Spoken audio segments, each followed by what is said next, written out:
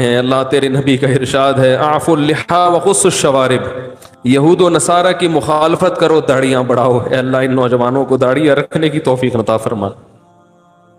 اے اللہ غیر مسلموں کی شکل و صورت سے محبت اور پیغمبروں کی صورت سے نفرت ہے اللہ، اس جرم سے ہم توبہ کرتے ہیں اللہ۔ اے اللہ ہمیں پیغمبروں کی صورت سے محبت نصیب فرما۔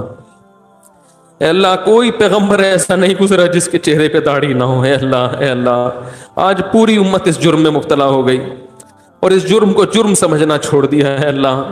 اے اللہ اپنے فضل سے اپنے حبیب صلی اللہ علیہ وسلم کی اس حکم کو پورا کرنے کی توفیق عطا فرما۔ اے اللہ ہماری عورتوں کو پورے لباس پہننے کی توفیق عطا فرما، حیا والا لباس پہننے کی توفیق عطا فرما۔ جو بے پردہ ہیں اللہ ان کو پردہ کرنے کی توفیق نصیب فرما۔ اے اللہ ہماری زبانوں میں بے حیائی کو ختم فرما، بات بات پر گالی، فحش گالیاں یہ ہمارے اے اللہ کلچر کا حصہ بن چکی ہیں اللہ۔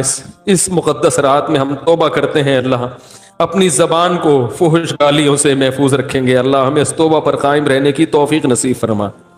اے اللہ اس وبا سے ہمیں نجات عطا فرما۔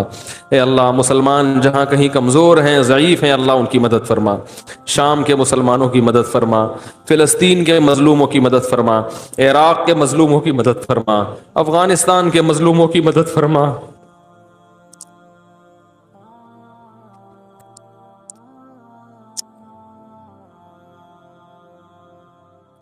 اے اللہ برما کے مظلوموں کی مدد فرما، چین میں اگر ظلم ہو رہا ہے اللہ وہاں کے مسلمانوں کی مدد فرما۔ اے اللہ جہاں بھی مسلمان کمزور ہیں، ضعیف ہیں، اے اللہ تو اپنے فضل سے ان کی مدد فرما۔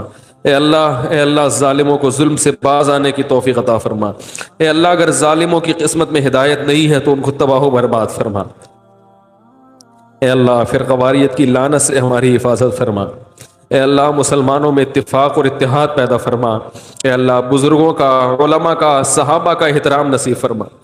اے اللہ زبانیں بے لگام ہو چکی ہیں، جو اٹھتا ہے کبھی کسی جو بدبخت اٹھتا ہے اللہ صحابہ کو گالیاں دینا شروع کر دیتا۔ اے اللہ حضرت معاویہ رضی اللہ تعالیٰ عنہ کا احترام نصیب فرما، اہل بیت کا احترام نصیب فرما۔ اے اللہ ہر وہ شخصیت جس نے ایمان کے ساتھ تیرے حبیب صلی اللہ علیہ وسلم کی زیارت کی ہے اللہ وہ ہمارے لیے قابل احترام ہے۔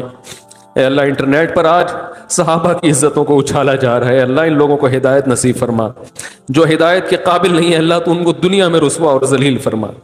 اے اللہ صحابہ کا احترام کرنے والا بنا، اے اللہ محدثین کا احترام کرنے والا بنا، ائمہ اربعہ کا احترام کرنے والا بنا۔ اے اللہ جتنے بھی ہمارے بزرگان دین دنیا سے جا چکے ہیں، بڑے بڑے بزرگان دین اور جو دنیا میں موجود ہیں اللہ سب سے عقیدت اور محبت نصیب فرما، سب کا احترام کرنے کی توفیق نصیب فرما۔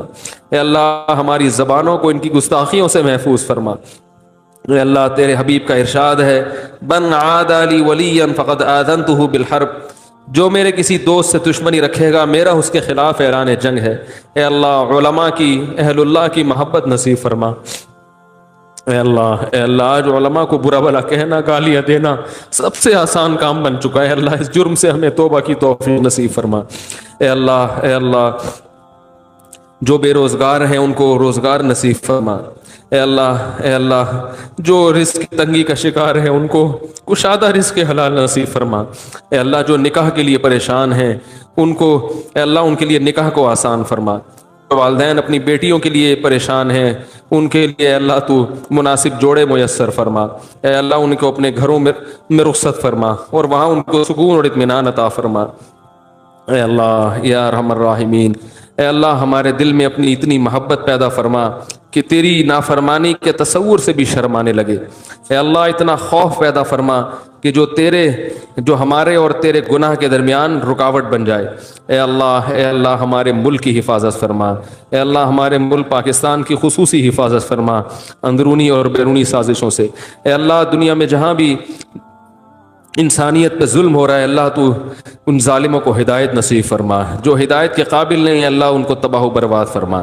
اے اللہ میدان حشر کی سختیوں سے ہماری حفاظت فرما، اے اللہ قبر کے عذاب سے ہماری حفاظت فرما، پل صراط کی سختیوں سے ہماری حفاظت فرما، جہنم کی آگ سے ہماری حفاظت فرما۔ اے اللہ قیامت کے دن اپنے حبیب صلی اللہ علیہ وسلم کے دست مبارک سے حوض کوثر کا پانی پینے کی سعادت نصیب فرما۔ اے اللہ ہم سب کو جنت الفردوس کا وارث بنا۔ اے اللہ ہم میں جو بیمار ہیں ان کو شفا عطا فرما، جس کی بھی جو جائز مراد ہے اللہ اپنے فضل سے اس کی مراد کو پورا فرما، جس